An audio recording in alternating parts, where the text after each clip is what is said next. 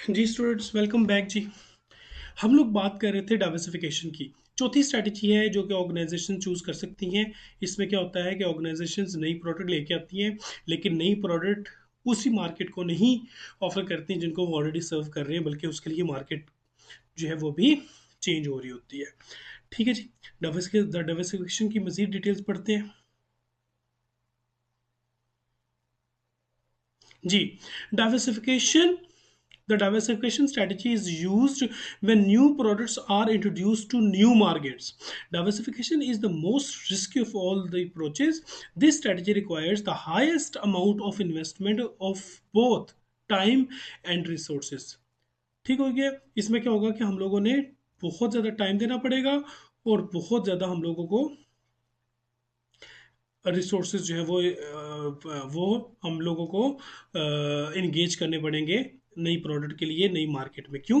क्योंकि हम लोग जब नई प्रोडक्ट लेके आ रहे हैं तो उसका मतलब है हमारी प्रोडक्ट नहीं है, हमें मालूम नहीं है वो मार्केट में बिहेव क्या करेगी। और नंबर टू, हम लोगों ने मार्केट रिसर्च में भी बहुत ज़्यादा टाइम लगाना है और बहुत ज़्यादा रिसोर्सेज लगाने हैं ताकि हम लोग अंडरस्टैंड कर सकें कि सही मार्केट जो है उसको हम लोग सर्व करें। हम कहीं गलत मार्केट को सर्व करने के चक्करों में अपनी प्रोडक्ट जो है उसको हम अपनी ऑर्गेनाइजेशन को नुकसान में ना लेके जाएं।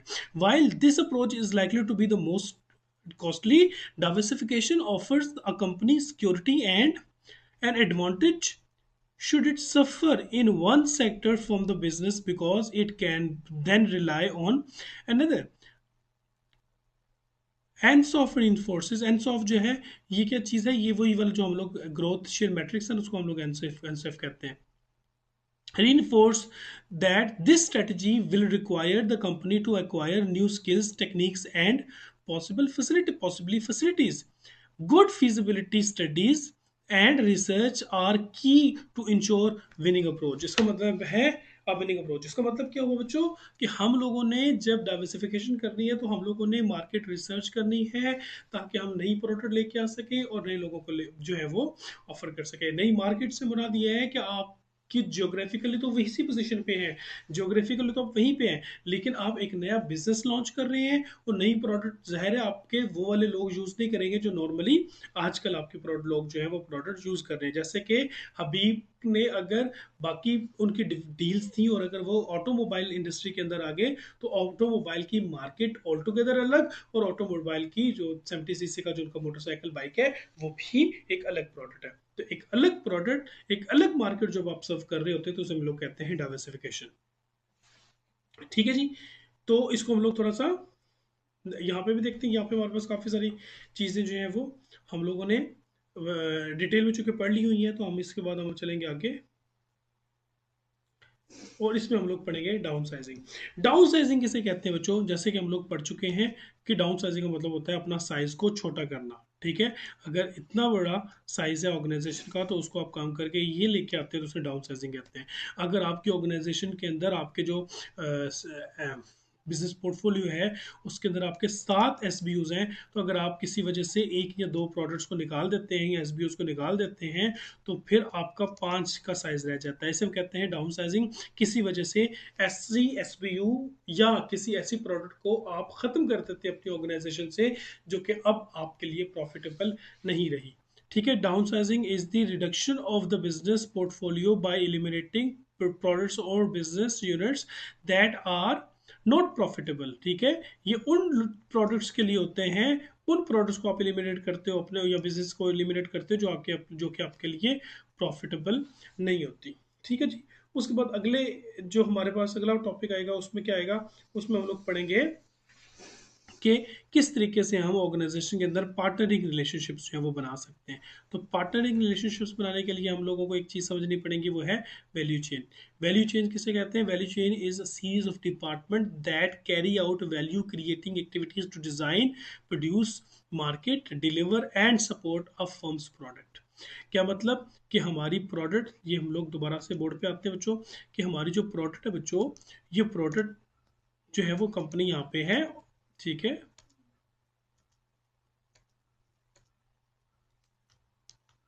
अच्छा जी। ये आपकी कंपनी है, लेकिन कंपनी को कुछ लोग जो हैं वो प्रोडक्ट सप्लाई कर रहे होते हैं और कुछ मार्केटिंग के इंटरमीडिएरीज होते हैं जो हम लोगों ने डिटेल में पढ़ लिए हुए हैं, ठीक है, और कुछ हम लोग अगले चैप्टर में भी पढ़ेंगे। ये जो मार्केटिंग इंटरमीडिएरीज होते हैं, इनके साथ एक रिलेशनशिप बनाना और सप्लायर्स के साथ रिलेशनशिप बनाना, ये बड़ा इंपॉर्टेंट होता है। जैसे कि रॉ मटेरियल आपको कौन दे रहा है, आपको सप्लायर्स प्रोवाइड कर रहे हैं। अगर रॉ मटेरियल में किसी किस्म की प्रॉब्लम होगी, प्राइसिंग के अंदर, क्वांटिटी ऑफ डिलीवरी के अंदर, मोड ऑफ डिलीवरी के अंदर, टाइम ऑफ डिलीवरी के अंदर, तो फिर आपकी कंपनी जो है वो चीज़, प्रोडक्ट एक्यूरेटली नहीं बना सकेगी जो वो चाहती है। और उसके बाद जब आपकी प्रोडक्ट तैयार हो चुकी हुई है, तो मुख्तलिफ़ किस्म के जो मार्केटिंग इंटरमीडिएटरीज हैं, उनकी हेल्प के साथ जब आप अपने कस्टमर्स को अट्रैक्ट करने के काबिल नहीं हो पाते, तो फिर आपकी प्रोडक्ट जो है वो बनी बनाई प्रोडक्ट फेल हो जाती है। तो इसलिए हम लोगों ने क्या करना है, एक वैल्यू क्रिएटिंग एक्टिविटीज़ जो है, एक पार्टनरशिप रिलेशनशिप बनाना है। हमने किसके साथ, हमने अपने प्रोडक्ट को डिज़ाइन करना है, उसको प्रोड्यूस करना है, उसको मार्केट करना है, उसको डिलीवर करना है, और उसके साथ साथ हम लोगों को मुख्तलिफ़ किस्म की सपोर्ट की देने की ज़रूरत पड़ती है। सपोर्ट से मुराद, जब हम प्रोडक्ट सेल कर देते हैं, तो सेल करने के बाद, जब प्रोडक्ट सेल कर देते हैं, तो सेल करने के बाद जो कस्टमर्स हमारे डिससेटिस्फाइड होते हैं, उनको सपोर्ट करना। किसी वजह से अगर हमारे प्रोडक्ट पे डिफेक्ट आ गया तो वो ठीक करना, जिसे हम कस्टमर सर्विस सेंटरिंग पे कहते होते हैं।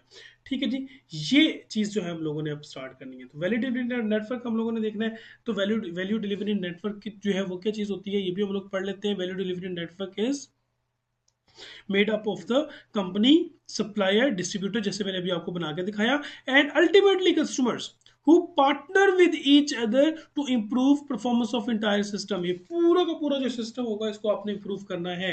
एक अच्छी क्वालिटी वाला रॉ मटेरियल, वापस आ जाते हैं बोर्ड पे, एक अच्छी क्वालिटी वाला रॉ मटेरियल जब प्रोवाइड किया जाएगा, तो कंपनी कॉन्फिडेंस के साथ उसको प्रोसेस करके एक अच्छी प्रोडक्ट बनाएगी, और वो अच्छी प्रोडक्ट टाइम के साथ, अच्छी मार्केटिंग के साथ, अच्छी तरीके से पैक होकर जब कस्टमर्स तक पहुंचेगी, टाइम पे कस्टमर्स तक पहुंचेगी, तब आपको उसका फल मिलेगा।